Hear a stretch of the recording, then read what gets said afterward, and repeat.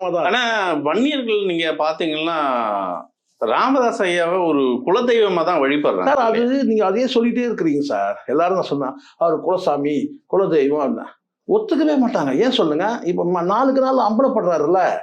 இப்ப நீங்க நல்லா யோசிச்சு பாருங்க. வன்னியர் சமூகத்தோட இது அம்பலப்படுத்துதே அன்புமணி தான் சொல்றாங்க. ஆமா ஆமா பண்ணுவாங்க சார். அரசியல் ஒருத்தர் வீழ்த்தணும்னு சொன்னா எல்லா ஆயுதத்தையும் பயன்படுத்துவான் சார். அப்பனாவது பிள்ளையாவது.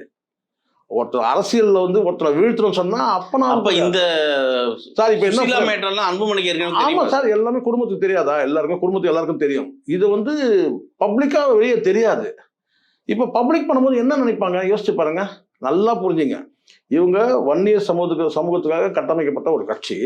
அங்கிருந்து வந்து நன்கொடைகள் மூலமாகவும் வந்து அந்த உழைக்கும் அந்த மக்களை வந்து மக்கள்கிட்ட இருந்து தான் வந்து நிதிகள் மூலமா தான் இந்த கட்சியை வந்து ஃபவுண்டேஷன் வந்து ஸ்ட்ராங் பண்றாங்க. இந்த கட்சியை இயங்குது.